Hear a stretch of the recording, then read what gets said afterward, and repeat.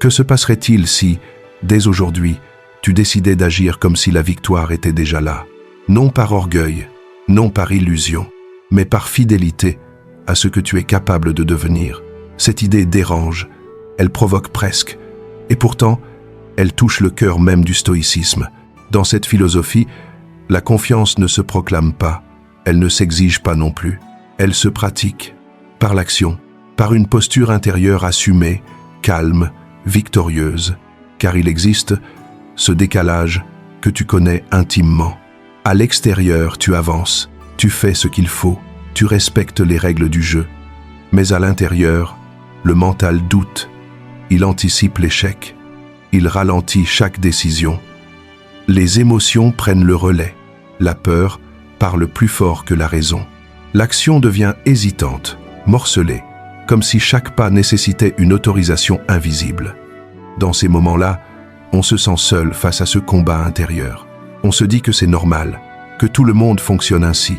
Et pourtant, une intuition persiste, celle qu'une autre discipline intérieure est possible. Le stoïcisme murmure alors quelque chose de simple et de radical. Cette lutte silencieuse n'est pas une fatalité, c'est un signal. Quelque chose attend d'être incarné. Combien de temps encore vas-tu attendre de te sentir prêt? Confiant? Légitime? Et si cette attente elle-même était le piège? La philosophie stoïcienne invite à une rupture nette, un choix immédiat. Agir maintenant, sans repousser à demain la construction de ton mental et de ta force intérieure. Voici la révélation essentielle. Ce que tu interprètes comme une faiblesse est souvent un appel à l'action. La confiance ne précède presque jamais le mouvement. Elle en est la conséquence. Agir depuis l'abondance, même sans garantie, transforme la perception. Cela aligne les décisions et installe peu à peu cet état d'esprit victorieux qui change tout. Marc Aurèle écrivait que la valeur d'un homme se mesure à ce à quoi il consacre son énergie intérieure.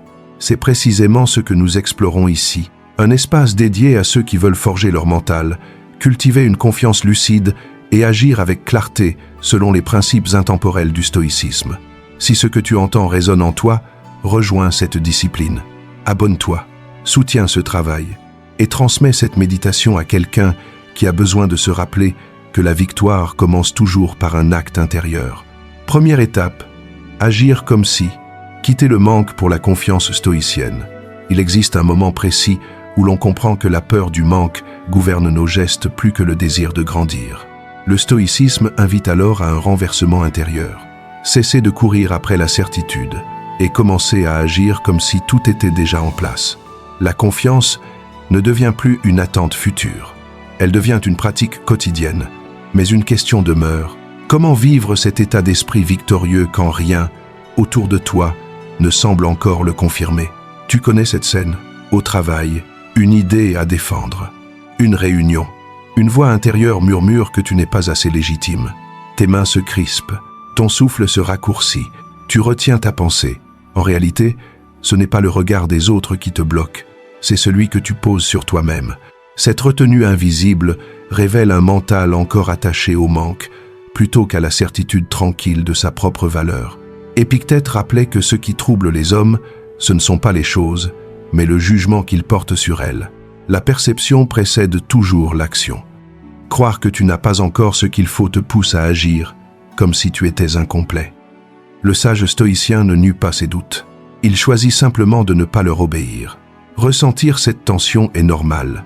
Elle marque le passage entre dépendance et autonomie intérieure. La reconnaître sans s'y soumettre est déjà un acte de courage discret. Tu n'as pas besoin d'être parfait pour avancer. Tu as seulement besoin d'être sincère dans ton mouvement. Marc Aurèle disait « L'âme prend la couleur de ses pensées. Si ton esprit se nourrit de confiance plutôt que d'attente, ton attitude changera avant même que les résultats ne le confirment. » Adopter dès maintenant les comportements du succès intérieur, c'est en préparer la manifestation extérieure. Chaque parole prononcée avec assurance reprogramme ton esprit vers plus de solidité. Chaque geste posé avec calme redresse ta posture intérieure. Et un jour, sans même t'en rendre compte, ton entourage perçoit quelque chose de différent. Moins de justification, moins de tension, plus de stabilité. Le changement devient visible parce qu'il est vécu. Ainsi commence le véritable entraînement stoïcien. Quitter le manque, choisir la présence confiante à soi-même. La victoire n'est pas un événement futur, c'est un état intérieur cultivé jour après jour par l'action juste. Épictète l'exprimait ainsi: ce qui compte n'est pas ce qui t'arrive, mais la manière dont tu le regardes. Ces mots rappellent une vérité essentielle. Ton regard façonne ta réalité bien avant tes actes. Lorsque tu te perçois déjà comme quelqu'un en chemin vers sa propre grandeur, chaque décision devient le prolongement naturel de cette vision intérieure. L'élargissement du mental commence toujours par un changement de perspective, bien avant que les faits ne viennent le confirmer. Reconnaître cela demande une sincérité rare. Accepter que l'on s'est soi-même enfermé dans des croyances limitantes. Mais cette lucidité n'a rien d'accusateur. Elle libère au contraire une énergie nouvelle, celle du possible retrouvé. Tu réalises alors que ton esprit n'a jamais manqué de force, seulement d'ouverture. Et c'est cette prise de conscience calme qui initie la véritable métamorphose du mental. Sénèque écrivait: « Celui qui ignore vers quel port il navigue ne trouve jamais de vent favorable. » Appliquée à ta vie, cette phrase t'invite à choisir consciemment une direction intérieure avant même de prendre le large. Lorsque tu fixes ce cap intime avec clarté et que tu avances avec constance, tu pratiques déjà une discipline intérieure subtile mais puissante. Voir ta victoire proche ne relève plus du rêve naïf. C'est une orientation lucide de l'esprit vers l'expansion. Et puis vient ce moment, au travail, où tu proposes calmement une idée plus audacieuse, sans attendre immédiatement l'approbation. Tes mots sonnent justes parce qu'ils viennent d'un espace élargi en toi. Ceux qui t'écoutent ressentent cette assurance tranquille sans pouvoir la nommer. Tu n'as pas changé extérieurement. C'est ta présence intérieure qui a gagné en volume et en stabilité. Cette transformation silencieuse inspire naturellement autour de toi. Ainsi se referme cette étape sous le signe de la clarté retrouvée. Voir la victoire proche n'est pas un acte d'orgueil. C'est un exercice de lucidité stoïcienne. Reconnaître ce vers quoi tu tends déjà à travers tes efforts quotidiens. Chaque fois que tu choisis cette vision large plutôt que la peur du manque, tu élèves ta conscience au-dessus des circonstances. Et dans cet espace agrandi, se prépare l'étape suivante, celle où l'image que tu portes de toi devient enfin ton véritable moteur intérieur. Quatrième étape, transformer l'image de soi par un état d'esprit victorieux. L'image que tu portes de toi influence silencieusement chaque décision, chaque geste, chaque silence. Le stoïcisme enseigne que la perception précède toujours l'action. Il ne s'agit pas simplement de croire en soi, mais de vivre comme si cette confiance était déjà acquise. C'est tout le sens du agir comme si, une pratique où l'esprit s'accorde à la grandeur qu'il veut incarner, plutôt qu'aux manques hérités du passé. La question devient alors: comment transformer son regard intérieur sans tomber dans l'illusion? Tu connais ce moment face au miroir. Ton reflet te paraît étranger. Les épaules s'arrondissent légèrement. Le souffle se fait discret. Et tu remarques davantage ce qui te manque que ce que tu construis. Ce trouble vient souvent d'une confusion profonde, celle entre humilité et effacement. Pourtant, cette image peut devenir un point d'appui si tu choisis de la revisiter avec bienveillance et exigence mêlées. Épictète enseignait: ne demande pas que les événements arrivent comme tu le souhaites. Décide de vouloir ce qui arrive et tu seras en paix. Cette phrase éclaire une vérité essentielle. C'est en acceptant pleinement ce que tu es aujourd'hui que tu ouvres la voie à ta transformation. Tant que ton regard reste fixé sur le manque, ton esprit demeure prisonnier du passé. Accueillir ton image présente avec lucidité est déjà un acte de courage intérieur. Reconnaître ses failles ne signifie pas s'y identifier. Cela signifie cesser d'en faire une identité. La transformation commence lorsque tu traites tes pensées avec la même rigueur que tes gestes. Tu n'as pas besoin d'être parfait pour mériter ta propre estime. Tu as besoin d'être cohérent entre ce que tu dis vouloir et ce que tu incarnes chaque jour. De cette sincérité naît une solidité tranquille. Marc Aurèle rappelait: « Ce n'est pas celui qui a peu qui est pauvre, mais celui qui désire toujours davantage. » Un état d'esprit victorieux ne dépend donc pas des circonstances extérieures, mais du rapport juste à toi-même. Commence par des gestes simples. Redresser la posture, respirer profondément, parler avec calme. Ces actes traduisent une discipline intérieure authentique. Peu à peu, Ton corps enseigne à ton esprit qu'il n'a plus besoin de prouver pour exister. Et un jour, en famille, quelque chose change subtilement. Tu racontes ta journée sans t'excuser d'exister, sans minimiser ce que tu as accompli. Ton regard porte une assurance nouvelle. Ceux qui t'écoutent ressentent cette paix discrète qui émane de toi. Non celle du triomphe extérieur, mais celle du centre retrouvé. Tu ne cherches plus à convaincre. Tu rayonnes depuis l'équilibre reconquis. Ainsi se réinvente l'image de soi selon les principes stoïciens. Non par orgueil, mais par clarté intérieure. 5e étape, utiliser le corps comme levier de confiance et de discipline. Le corps est souvent perçu comme un simple véhicule, mais dans le stoïcisme, il devient un allié précieux de l'esprit. Adopter une posture stable, respirer avec calme, c'est déjà agir comme si la victoire était présente ici et maintenant. Tu l'as sûrement vécu. Lors d'un échange tendu, ton dos se voûte légèrement. Ta voix s'affaiblit et aussitôt, le doute s'installe. Ce léger effondrement physique suffit à désorganiser le mental. Pourtant, redresser les épaules, ancrer le regard, ralentir le souffle aurait pu transformer toute la scène. Le langage du corps précède celui des mots. Il dicte subtilement ce que ton esprit croit possible. Sénèque disait que le plus grand pouvoir réside dans la maîtrise de soi. Cette maîtrise commence souvent par la posture. Tenir ton corps droit, malgré la tension, offre à ton mental une preuve tangible de stabilité. La discipline intérieure ne se forge pas dans les grandes déclarations, mais dans ces ajustements silencieux qui apaisent le tumulte invisible. Chaque respiration consciente réinstalle la lucidité.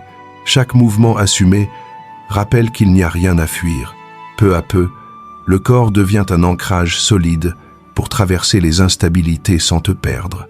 Marc Aurèle enseignait que ce qui dépend de toi est toujours entre tes mains. Ton attitude corporelle en fait partie. Avancer calmement, rester droit face à l'adversité, respirer avec constance. Ce sont déjà des preuves silencieuses de courage appliqué. Et un jour, quelqu'un te confie son inquiétude et remarque ta sérénité.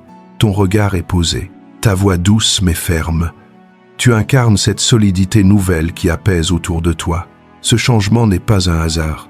Il est le fruit d'un entraînement du corps au service du mental. 6e étape, éduquer le dialogue intérieur pour agir sans peur du manque. Il existe une bataille invisible que chacun mène contre lui-même, celle des mots que l'on se répète en silence. Le stoïcisme enseigne que ce dialogue intime façonne ton énergie, ton courage et ton comportement. Si tu veux installer un état d'esprit victorieux, tu dois apprendre à faire de ta voix intérieure un guide sûr, non un juge implacable. Tu connais ces moments de solitude après une journée éprouvante. Les reproches montent. Les tu aurais dû résonnent.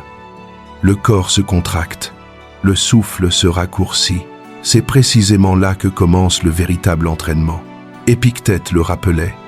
Nul ne peut te nuire si tu ne permets pas à ta propre opinion de t'atteindre. La racine du trouble n'est pas l'événement, mais le discours que tu entretiens à son sujet.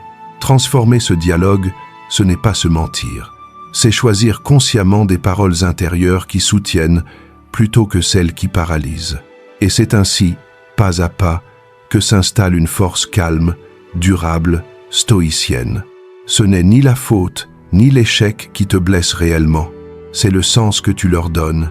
Lorsque tu apprends à observer tes pensées sans t'y identifier, tu exerces déjà une forme profonde d'autonomie mentale.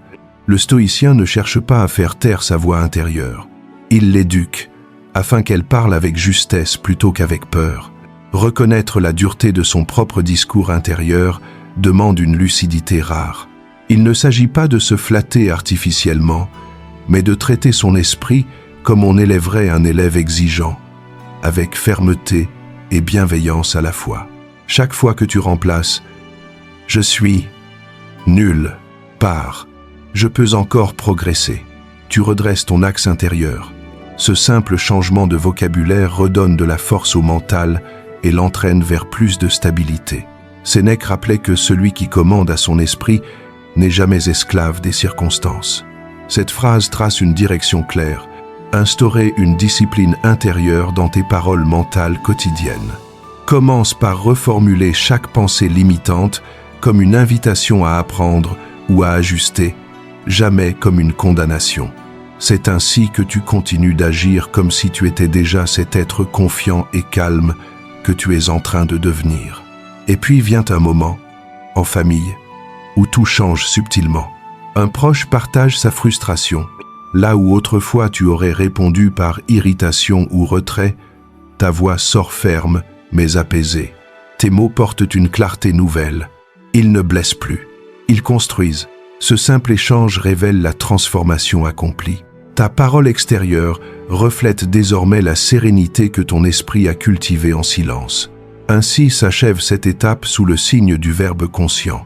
Maîtriser le dialogue intérieur n'est pas une quête d'optimisme naïf, mais un entraînement constant du mental vers la lucidité et la paix active. Chaque mot pensé est une graine plantée dans ton esprit. Choisis-les avec soin et fermeté tranquille, car c'est dans cette cohérence entre pensée et action que se prépare l'étape suivante du chemin stoïcien, celle où le regard des autres cesse enfin d'avoir du pouvoir sur toi. 7e étape. Accepter le sacrifice stoïcien et agir libre du regard des autres. Il arrive un moment où tu comprends que la liberté intérieure se mesure à ta capacité d'avancer sans chercher l'approbation. Le stoïcisme enseigne qu'aucun état d'esprit victorieux n'est possible tant que l'on reste prisonnier du regard extérieur. Accepter le sacrifice stoïcien, c'est renoncer à plaire pour rester fidèle à ce qui est juste. La question devient alors: comment continuer d'agir comme si tu étais déjà libre, même lorsque l'opinion des autres pèse encore sur ton mental? Tu l'as sûrement vécu au travail. Une décision courageuse, des regards dubitatifs, des murmures à peine dissimulés. Le ventre se contracte, le souffle se raccourcit, un mélange d'orgueil blessé et de peur d'être mal compris surgit. Et pourtant, au fond de toi, tu sais que ton choix est aligné avec tes valeurs. Ce conflit entre intégrité et validation sociale est précisément le terrain où s'exerce la vraie maîtrise de soi. Marc Aurèle enseignait: celui qui vit en accord avec lui-même vit en accord avec l'univers. La paix intérieure ne dépend pas du jugement extérieur, mais de la cohérence intime entre pensée et action. Être fidèle à soi demande parfois de supporter le malentendu sans se défendre. C'est là que naît la véritable force morale, dans le calme silencieux de celui qui agit pour le bien, non pour l'image. Reconnaître cette tension n'est pas une faiblesse. Elle révèle simplement ton humanité et ton besoin naturel d'appartenance. Le stoïcien apprend à distinguer le désir légitime de lien du piège de la dépendance émotionnelle.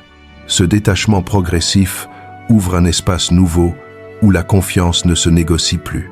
Sénèque affirmait: celui qui craint les critiques a déjà perdu sa liberté. Cette phrase trace une voie claire. Pratiquer la discipline intérieure, c'est choisir ses valeurs plutôt que ses spectateurs. Lorsque la peur du jugement surgit, rappelle-toi que ton seul véritable témoin est ta conscience. Avance alors avec calme, comme quelqu'un qui agit déjà depuis sa victoire intérieure.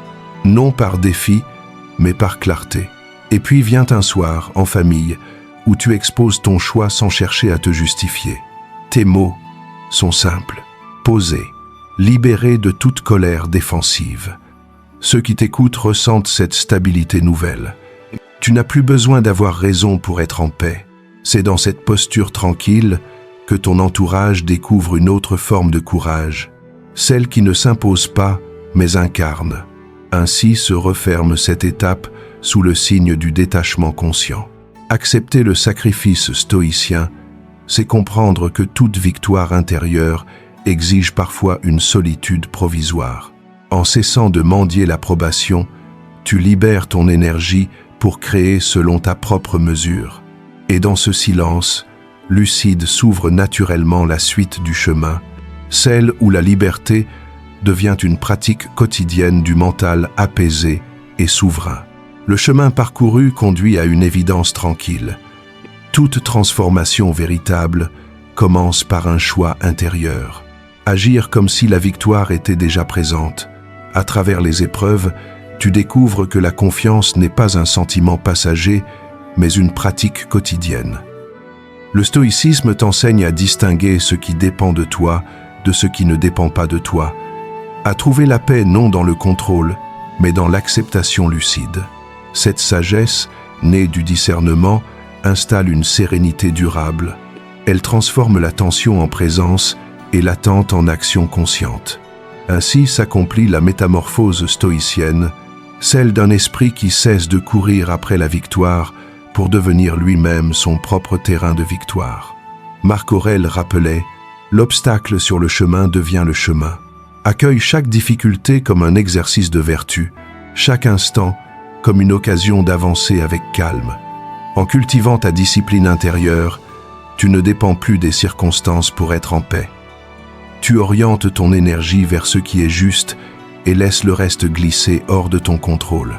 C'est là que naît l'état d'esprit victorieux, fruit d'une constance simple, lucide et souveraine. Si tu ressens l'appel de poursuivre ce chemin exigeant mais libérateur, rejoins notre espace. Ici, chaque échange nourrit une pratique vivante, tournée vers la clarté, la discipline et la liberté intérieure. Souviens-toi toujours, la sagesse ne se proclame pas, elle se pratique. Chaque jour t'offre l'occasion d'incarner un peu plus cette liberté tranquille que le stoïcisme enseigne, celle d'un esprit clair qui avance avec constance et fait de l'ordinaire vécu avec grandeur, le véritable triomphe intérieur.